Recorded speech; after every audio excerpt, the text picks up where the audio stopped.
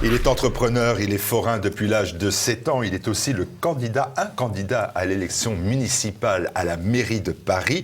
Marcel Campion, bonjour. Bonjour. Et vous êtes aussi l'auteur d'un livre, Le Paris du bon sens, tout un programme. Alors Cédric Villani veut consacrer 1 milliard pour l'automatisation de 3 lignes de métro et 5 milliards à la transition verte. Anne Hidalgo veut 170 000 nouveaux arbres et une ville 100% cyclable. Benjamin Griveaux va donner 100 000 euros pour l'achat d'un logement et va créer un Central Park en repoussant la gare de l'Est. Quelles sont vos propositions à vous ? Écoutez, déjà, quand j'écoute tout ça, je pense que c'est un repoussoir absolu pour les Parisiens. Les Parisiens vont se rendre compte que tout ça, c'est de l'arnaque. Parce que, déjà, M. Villani qui parle du métro, qu'est-ce qu'il a à voir dans le métro ? Rien du tout. C'est une société indépendante qui est dirigée par la région et par l'État. La ville de Paris n'a rien à y voir. Et les programmes de la RATP sont déjà financés jusqu'en 2030. Donc c'est de l'arnaque, ça. Bon, vous savez qu'à l'élection, on rase gratis demain, c'est un peu ce qu'il fait. Et Mme Hidalgo qui veut faire des bois dans Paris, écoutez, j'espère qu'elle ne va pas nous mettre des singes dans les arbres aussi. Parce que c'est une folie. Il y a déjà 2300 hectares de verdure à Paris, il faut le savoir. 2300 hectares, il y a 500 parcs, il y a deux grands bois qui ont été pensés par Napoléon, heureusement. Heureusement que si elle se prend pour Napoléon, c'est fini. Elle a qu'à recouvrir Paris complètement avec la forêt amazonienne et on va être dans la nature et dans l'écologie. Non, je pense qu'on est dans une vraie histoire de fou où les gens ont perdu les valeurs, ont tout perdu. Et ces arnaqueurs politiques qui n'ont jamais rien fait de leur vie à part de la politique, eh bien, ils distribuent des prébendes à tout le monde. Parce qu'avec quel argent on va faire tout ça ? Et la gare de l'Est, vous vous rendez compte que les gens qui sont dans l'Est, qui viennent à Paris, on va les retrouver en banlieue. Et ça coûtera combien de milliards, cette histoire ? Mais ils s'en foutent, ces gens-là, parce que ça leur coûtera pas un sou dans leur poche. Moi, je suis parisien, et depuis longtemps, et je paye mes impôts à Paris, et je veux pas que ces gens-là nous ruinent plus qu'on est déjà ruinés. Vous vous rendez compte qu'on a eu une expérience avec Mme Hidalgo, et qu'on est à 7-8 milliards de dettes. Enfin, ils savent plus 1 milliard près actuellement. Ils savent plus. Et on verra ça dans les comptes. Moi, si je suis élu, je vais demander un audit et peut-être que ces gens-là vont peut-être avoir peur de ce qui se passe parce que qu'est-ce qu'elle a créé avec tout cet argent qui est perdu pour voir la manière dont la ville est gérée, elle est sale, elle est malpropre, tout le monde le dit. Même elle dit maintenant, ah oui, la ville est sale, on va augmenter le budget. Alors que pendant toutes ces années, elle a restreint le budget de la propreté et maintenant elle décide de le doubler ou le tripler, je sais plus quoi. Mais pas avec son argent, la dame, parce qu'elle, ça ne coûte pas une thune. Elle touche déjà ses retraites, elle touche déjà ses émoluments. Et quand ils dépensent des milliards, c'est pour les autres. Donc moi, je ne veux pas que mes petits-enfants aient tout ça à payer. Voilà. Alors, quand même, au concours Lépine des propositions, j'ai cherché quand même ce que vous pouviez avoir comme proposition. J'ai vu un jour quand même que vous étiez favorable au doublement du périphérique. Oui, là, alors ça, c'est une vieille histoire. C'est une vieille histoire. C'est déjà un projet que j'avais vu du temps de Jacques Chirac. Mais Jacques Chirac avait reculé parce que ça coûtait beaucoup trop d'argent. Moi, le principe, c'est un principe de bon sens. Je dis que depuis Jacques Chirac, il y a quand même des sociétés qui ont des autoroutes à eux maintenant, puisque ça leur a été plus ou moins donné. Et ces sociétés-là qui gagnent beaucoup d'argent, je pense qu'ils pourraient revoir ce projet-là. Donc ce projet pourrait se faire, c'est un super périphérique qui serait en dessous de l'autre. Ça peut se faire, parce que le souterrain, on l'a fait. On a bien fait on a été en dessous de la Manche pour aller en Angleterre. On peut donc faire un super périphérique en dessous et qui soit payant éventuellement, et puis peut-être pour des natures de voitures un petit peu moins polluantes, quoique si vous voulez les voitures polluantes, on va en parler après, parce que là aussi il y a une drôle d'arnaque qui est politique, mais oui, il y a un projet comme ça pour faire un super périphérique en dessous, ça désengorgerait l'environnement autour de Paris avec la 86 et en même temps créer des parkings autour de Paris. Il y a la place, il y a de quoi faire extérieur à Paris et autour qui sont des terrains qui appartiennent à la ville. J'ai regardé tous ces projets-là. Et je pense qu'on désengorgerait avec des navettes qui pourraient rentrer sur Paris. Moi, je sais que depuis quelques temps, je pose ma voiture à Paris, il n'y a plus de parking. Alors on veut prendre des taxis, tout ça, c'est mal géré. C'est géré par des incompétents. Oui, ça fait partie de mon programme. Alors, mais un programme qui est quand même un peu basé sur le tout-voiture, à un moment où c'est vrai que les Parisiens ils sont habitués à plus avoir de voiture. Je ne sais pas si les Parisiens ne sont pas habitués à plus avoir de voiture. À partir du moment où on les chasse tous les jours et qu'on leur met des contraventions, qu'on les empêche de rouler, c'est vrai que c'est facile à les chasser. Mais non, la capitale de de la France, elle doit avoir sa place de voiture. Je pense qu'il faut un meilleur partage de la mobilité.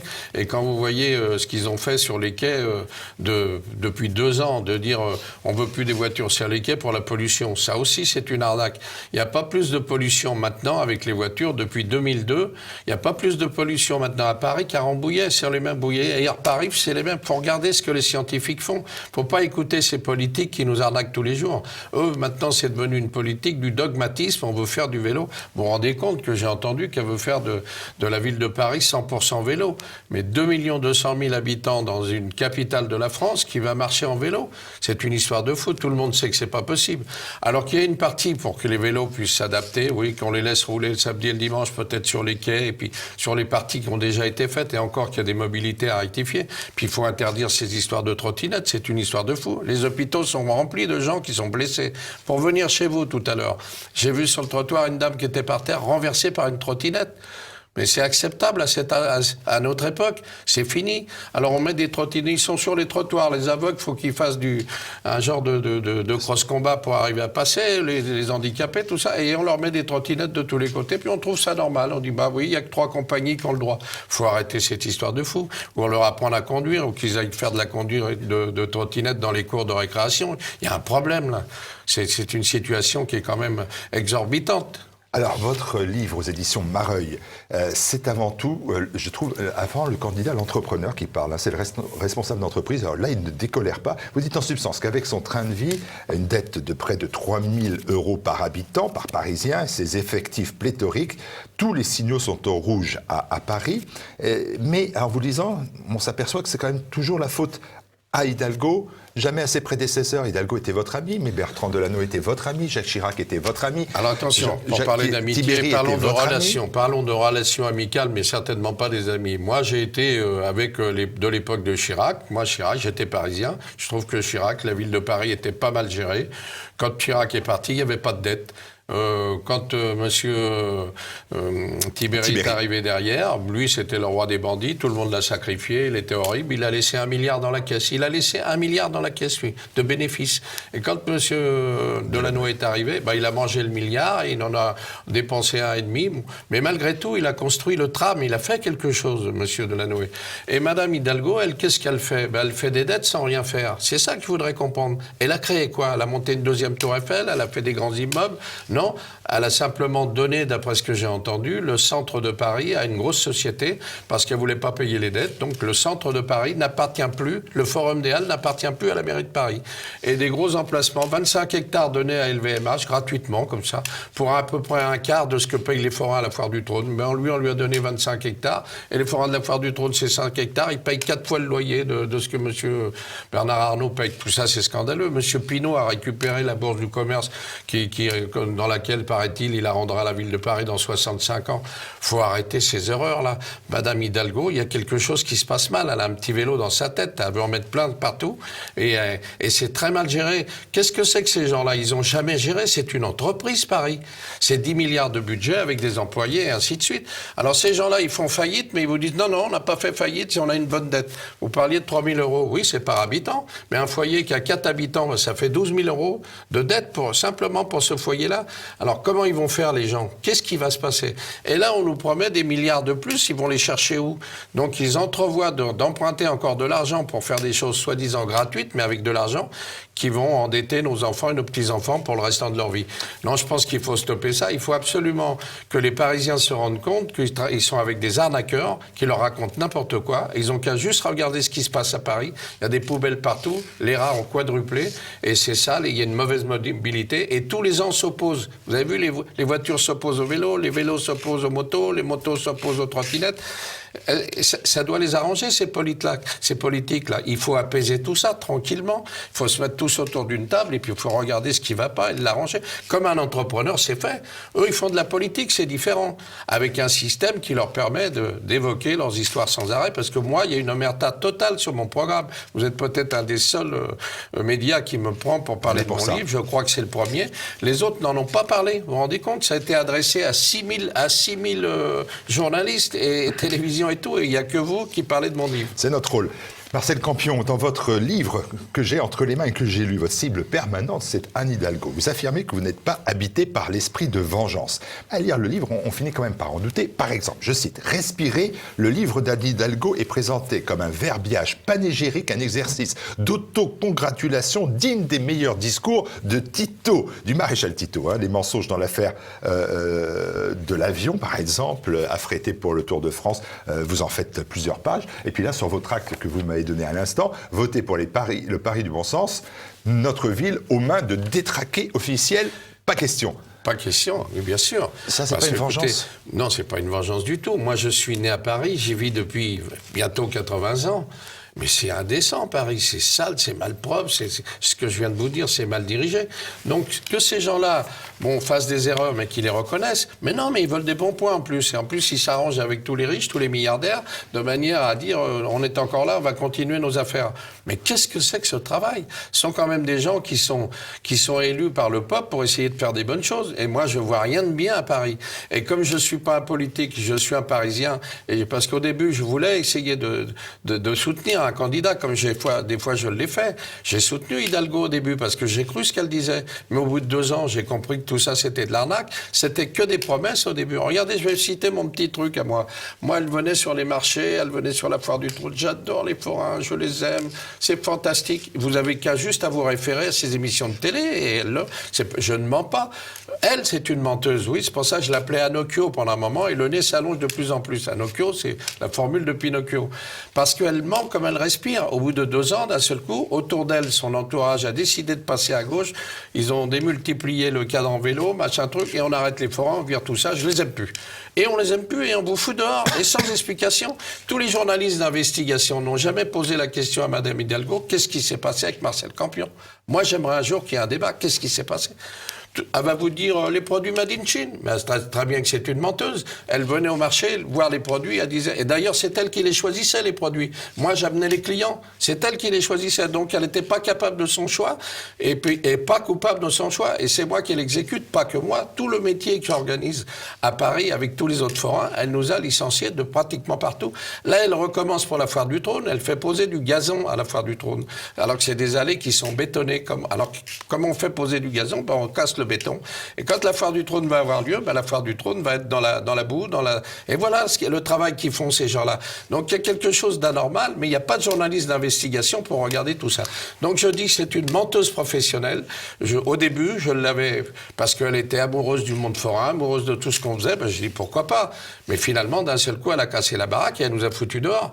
Et regardez ma grande roue, moi, 75% des Parisiens ont dit ok, on adore la grande roue, elle nous a fusillés, on s'en va. Alors que ma grande roue, elle a donné l'exemple au monde entier. Vous avez 400 roues dans le monde, dans les capitales du monde. Donc c'est un nouvel objectif. Pourquoi nous avoir sacrifiés? Dans quel but? Parce qu'autour d'elle, elle a des affairistes, des gens qui veulent faire des affaires et qui pensaient que c'était simple. Mais c'est pas si simple que ça. Ils n'arrivent pas à le faire, notre boulot. Parce que c'est pas des courageux, ces gens-là. C'est des gens qui calculent et qui écrivent. Et ils croient que le travail se fait tout seul. Non, nous, on est des bosseurs, on est des travailleurs. Il faut relever les bras. Alors, il y a un domaine dans lequel, que vous dénoncez d'ailleurs avec virulence, mais vous vous retrouvez un peu sur la même longueur d'onde que tous les candidats. Je vous ai trouvé quelque chose de consensuel, c'est la pollution. Alors vous dites que la pollution à Paris, elle baisse, mais il y en a une qui ne baisse pas selon votre point de vue, ce qu'on pourrait appeler les pollutions visuelles, le bruit, les pollutions olfactives, les odeurs, on aurait pu dire votre relation amicale Jacques Chirac. Ça, c'est quelque chose qui vous marque. On va le dire clairement, vous relevez, ça pue Paris. Oui, ça pue, mais attendez, ça pue pourquoi déjà? Regardez ce qui se passe. Parce que moi, je suis un entrepreneur, j'ai travaillé avec toutes les boîtes, les directions de la ville. J'ai travaillé avec la sécurité, j'ai travaillé avec la propreté, tout ça. Pourquoi? Parce que quand on organise des grandes manifestations avec des millions de personnes, eh bien, on a bien tous ces services. Et moi, ce que m'ont dit les services pour la propreté, ils m'ont dit, mais Marcel, tu te rends compte que s'il y a une multiplication des rats, c'est simplement parce que la ville n'a pas voulu payer les ouvriers nécessaires pour qu'ils fassent le boulot qu'ils faisaient au petit matin. Alors maintenant, ils le font l'après-midi, c'est moins pénible, c'est moins cher, et ainsi de suite. On a enlevé le budget. Mais pendant ce temps-là, les rats, ils mangent toute la journée, donc ça pollue. Et voilà la pollution d'où elle arrive, et la multiplication des rats. Un rat par habitant? à Paris, c'est ça? Avant c'était un rat, maintenant c'est 4. Alors maintenant on aurait 8 millions de rats. Et quant à la pollution, moi il y a une chose qui me choque un peu, c'est cette nouvelle, ce qu'on nous a trouvé depuis quelques années, l'écologie. Mais là aussi c'est une drôle d'arnaque. Quand vous regardez les documents scientifiques, et comme Air Paris qui de temps en temps donne un document alors qu'ils en fabriquent tous les jours. C'est l'organisme qui mesure l'air en Ile-de-France. Oui, il mesure l'air, oui. Mais vous savez qu'Air Paris, moi j'ai des documents d'eux qui disent qu'il y a quelques jours encore qu'il n'y avait pas plus de pollution à Paris qu'à 100 km de là, mais ça paraît pas. Personne n'en parle de ça. Dès qu'il y a un petit pic, ce qu'ils appellent de pollution, là, ils en font tout un numéro de cirque, quitte à prévenir la préfecture pour arrêter la circulation. C'est devenu dogmatique, cette histoire-là. C'est plus une histoire réelle. Regardez, on apprend au gamin à 4-5 ans, le gamin, il sort de l'école, à peine la maternelle, on lui dit qu'il faut sauver la planète. Faut arrêter, c'est un commerce qui est en route, là, avec tous ces gens-là. Pourquoi ils se battent, les écologistes? Vous en avez vu un bosser, là, dans tous les écologistes? Ils ont que des idées, que des pensées pour nous expliquer l'histoire de la Terre. Moi, j'ai eu un truc il y a quelques années avec eux, mais un gros problème. Ils avaient trouvé 3 vers de terre pas très loin d'un kiosque que j'installais et me mettaient responsable de la mort de ces 3 vers de terre. Ils avaient agi auprès du maire. Il y a eu 15 réunions. C'est pour vous dire la bande de feignants et de bons à rien qu'il peut y avoir là-dedans. Si j'ai des ouvriers comme ça chez moi, je les fous à la porte, je les mets au boulot. Eh ben, ils ont passé 3 jours à s'occuper de 3 vers de terre. Et moi, là, comme il fallait que je donne des réponses écrites, j'ai écrit au maire à l'époque en disant « J'ai bien vu les vers de terre sur une photo, mais je vois pas s'ils bougent ou pas. Avez-vous fait une autopsie? Parce que s'ils sont toujours vivants, vous me les gardez parce que je suis pêcheur. Je me suis foutu de leur gueule parce que c'était des connards. Ils viennent s'occuper de 3 vers de terre. Il ferait mieux de s'occuper de ramasser les ordures qui traînent partout. » Bon, alors vous vous présentez au suffrage. Le bon sens, le franc-parler, ça, on va pas vous le retirer. Le franc-parler, non, le parler normal, alors, parce que vous avez vu, maintenant, c'est la new langue. On vous explique les micros, les calls, machin, tous les conneries, plus le téléphone, et ainsi de suite. Non, restons corrects, restons avec les mêmes valeurs. Moi, j'ai des valeurs de professionnel, j'ai fait des milliers d'emplois chez moi. Je dois de l'argent à personne. Donc, et puis, je veux pas faire une carrière politique, moi, à 80 ans, je veux juste remettre de l'ordre. J'espère que des gens sérieux vont venir aux manettes. Alors, je veux bien m'y mettre pour essayer de mettre tout ça en route. Et ça, c'est les Parisiens qui décideront. Alors, les Parisiens, ils décident. Pour l'instant, vous n'êtes pas bien placé dans les sondages. Mais qui fait les sondages ? Est-ce que j'ai fait un sondage, moi? Vous savez que quelqu'un qui fait un sondage, il le fait pour sa gueule, il le fait pour son principe. Donc c'est ces gens-là qui s'organisent leur sondage et puis ils se mettent en bonne position, tout simplement. Par exemple, le Vous Parisien, savez, sur 950 personnes, qui a calculé les... Parce que le dernier sondage, c'était 950 personnes. Qui a calculé les profils? Qui on a interrogé? Si vous interrogez la plupart des gens qui sont en mobilette, là, ou en traîneau, ou les trucs que je dis qu'il faut arrêter, ben forcément, je vais pas être dans les... C'est un sondage du Parisien, par exemple. Non, mais le Parisien, vous avez confiance dans le Parisien? Vous savez pas à qui il appartient, le Parisien? Il appartient à des gens qui travaillent avec la mairie et puis qui, depuis longtemps, nous ont bien prouvé avec qui ils travaillaient.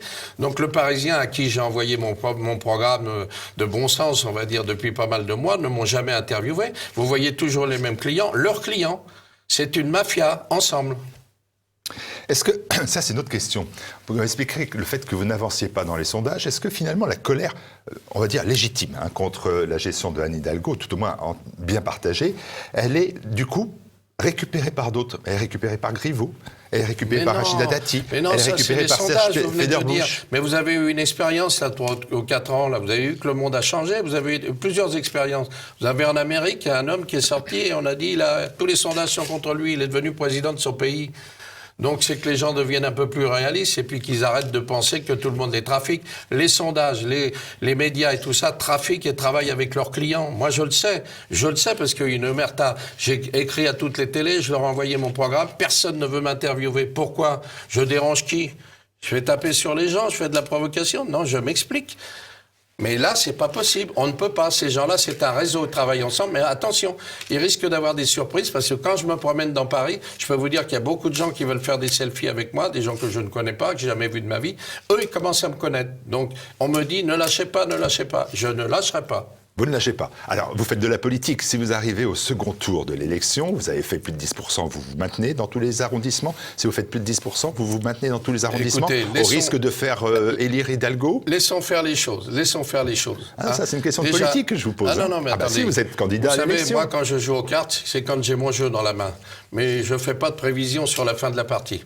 Donc, on verra ça au moment. Vous voulez gagner. Non, mais on verra ça au moment. Vous jouez pour gagner. Oui, mais bien sûr. Alors, je pour ne ferai gagner... pas une course sans gagner, sans au moins essayer de la gagner, sinon c'est pas la peine de partir à cette course. Alors, je vais formuler différemment la question. Vous n'avez pas encore toutes les cartes en main, mais vous avez quand même les joueurs autour de vous.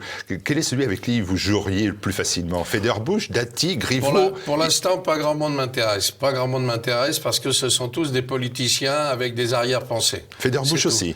Oui, bien sûr, il est quand même équipé derrière lui, il n'est pas seul. Sinon, il aurait été seul dans la société civile, on aurait fait un accord. Mais c'est pas le cas pour l'instant, il est apparenté, il est soutenu, donc c'est hors de question qu'on fasse un soutien. Rachida Dati, vous la connaissez? Oui, il y a très longtemps, et c'est pour ça que pour l'instant, il est hors de question de faire quoi que ce soit avec elle. Moi, j'attends la première démarche. Et Griveaux? Ou Villani? Griveaux, vous savez, avec ses annonces, si ce monsieur-là se range à notre programme, pourquoi pas? Si Villani arrête de nous parler de ses araignées et puis qu'il vient nous voir en disant votre programme est bien, je leur ai fait envoyer mon programme. S'ils viennent se mettre sur notre programme, pourquoi pas?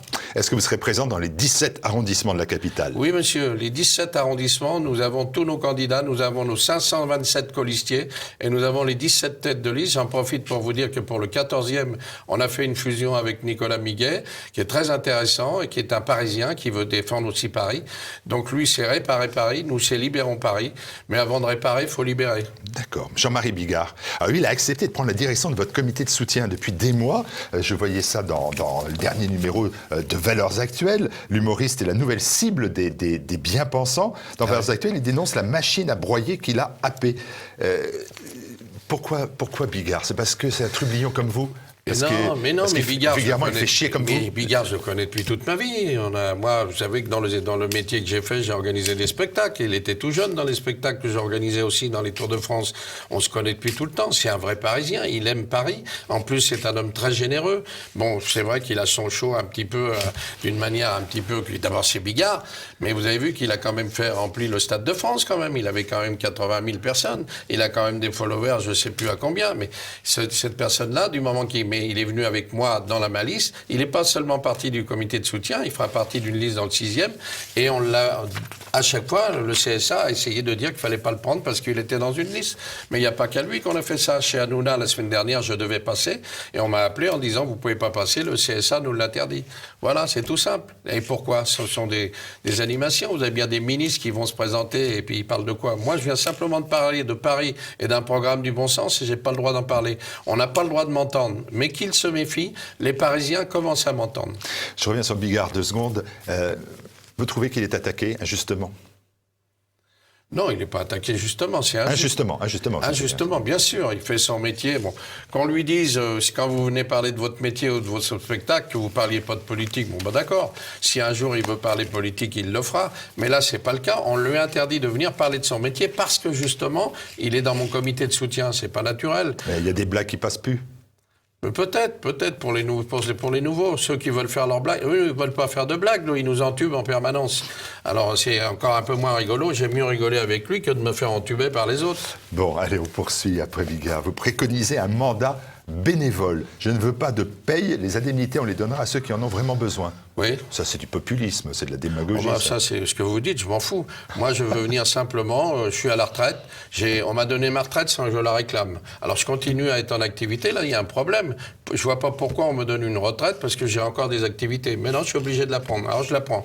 J'ai pas besoin d'argent. Je suis arrivé, j'ai fait mes affaires gentiment et j'ai pas des goûts de luxe extraordinaires. J'ai tout ce qu'il faut. Donc, je considère que si je me mets à l'œuvre pour essayer de faire des choses à Paris, j'ai pas besoin d'argent, tout simplement. Bon, est-ce qu'il est vrai que quand vous avez indiqué à votre épouse que vous étiez candidat, elle a pleuré et elle a déclaré « on n'est pas sorti de la merde ». Exactement. Et tous les jours, elle en est convaincue un peu plus. Est-ce que c'était pas une folie que de se présenter à la mairie de Paris contre les méchants ?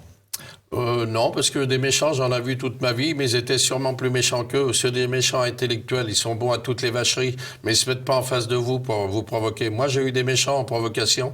Des fois, ça m'a coûté cher. J'ai eu des opérations dans la tête, mais je me suis défendu. Je suis jamais resté sur le carreau. Alors, ces gens-là, c'est du grand guignol, leur histoire. C'est tout de la parlotte, et ils parlent avec l'argent, mais avec l'argent des autres. Donc, c'est un grand guignol, et je rentre dans ce jeu-là. Ça me fera une expérience de plus. VSD, Marcel Campion, l'attraction de Paris. Et en lisant ça, je me suis dit, c'est vrai, Marcel Campion, vous avancez vers vos 80 ans, 80 balais, j'allais dire. Oui. Tout cela. Dans 15 jours. Dans 15 jours, le 17 février. 17 février. Tout cela, tout ce spectacle, c'est pas pour vous venger finalement? Je pensais que c'est peut-être pour vous amuser. Alors Bah, non, pour pas ni vous l'un ennuyer. ni l'un ni l'autre. Mais de toute façon, c'est pas désintéressant de s'occuper des histoires intéressantes. Parce que ça m'intéresse de faire voir aux gens qu'il y a autre chose à faire que ce qui est fait à Paris. Ça m'intéresse. C'est vrai que j'ai eu beaucoup d'expérience, j'ai créé beaucoup de choses en France, pas seulement qu'à Paris. J'ai eu des milliers d'ouvriers, j'ai jamais laissé personne sur le carreau. Et je vois ces gens-là. Vous savez qu'il y a 210 000 chômeurs à Paris en ce moment? Qui en parle des 210 000 chômeurs? Il y a des choses à faire autour de Paris. Regardez un maire à Paris, il se devrait, normalement dans la conception d'un maire, de s'assurer qu'il y aura de la nourriture et que les Parisiens ne soient pas embêtés par la nourriture. Vous savez combien on a de réserves de nourriture à Paris s'il y avait une grosse grève ou n'importe quoi? 3 jours. 3 jours en passant par Rungis, c'est tout. Donc il y aura un gros mouvement, une grosse grève, il n'y a plus à bouffer à Paris. Avant, ça n'existait pas. Vous aviez les halles avec tout le maraîchage autour de Paris. C'était le maraîchage, les maraîchers qui nourrissaient Paris. C'est fini maintenant. C'est l'industrialisation, l'Europe, le mondial. Et tout ça, ça n'existe plus. Vous avez des terrains autour de Paris que la SAFER a bloqués. Eh ben, faut refaire des maraîchages. Faut pas faire comme ils veulent faire, là, de fausser des tomates sur les immeubles, là, des trucs d'arnaque ou mettre quelques libellules ou alors des abeilles pour faire des petits pots de confiture. Faut arrêter le cinéma. Il faut refaire du maraîchage autour de Paris. Il faut remettre des maraîchers. Ça donne du boulot et ça donnerait de la nourriture en permanence. Refaisons-le, ça. Avec un Davos quelque part en plein Paris, au fin de la réunion de tous ces gens-là. Vous avez des endroits dans le bois de Vincennes qui sont complètement désertiques où la population ne va pas. On peut faire une grande exposition de ça et puis redémarcher. Regardez les 700 hectares qui étaient prévus pour faire un grand parc ou un grand centre commercial. C'est fini, on n'en fait plus rien. Ben, faisons des maraîchages là-dedans. Remettons des dizaines de milliers de gens au boulot. Apprenons à des jeunes à faire ce boulot-là, avec les 200 000 chômeurs. Il y a de quoi faire. Vous avez les terrains, vous avez les gens qui bossent pas et ainsi de suite. Ils y pensent pas. Ils veulent arriver au poste pour commander, pour redire on va redistribuer des milliards. Mais à qui? C'est le bonheur du peuple qu'il faut faire. Il faut pas faire autre chose. Vers le bonheur du peuple, le Paris de bon sens. Marcel Campion, merci d'être venu. Bon courage pour la suite des événements, il va en falloir. J'en ai. Eh bien, merci. Et vous le retrouvez donc à Paris. Et je précise aussi... Je fais la signature du livre le 13 de ce mois-ci, le 13 février à 18h30, à ma permanence, 195 rue Lafayette. Alors, les Parisiens qui veulent voir mon programme, mon livre, venez, il sera à la signature. Je ferai une dédicace, comme tous ceux qui font un livre. Ma dédicace, le 13 février à 18h30, 195 rue Lafayette. Dans le 10e arrondissement de Paris, c'est ça que je devais dire. Et n'oubliez pas de cliquer pour mon programme sur libéronparis.fr ou .com, je ne me souviens plus. .com, je crois. .com, oui, je lis tout, je vais tout donner en même temps. Vous le verrez sur mes documents, voilà. Et là-dessus, vous avez tout mon programme. Vous cliquez, vous regarderez ce qu'on présente aux Parisiens. Voilà, un candidat en action. Merci Marcel Campion. Merci.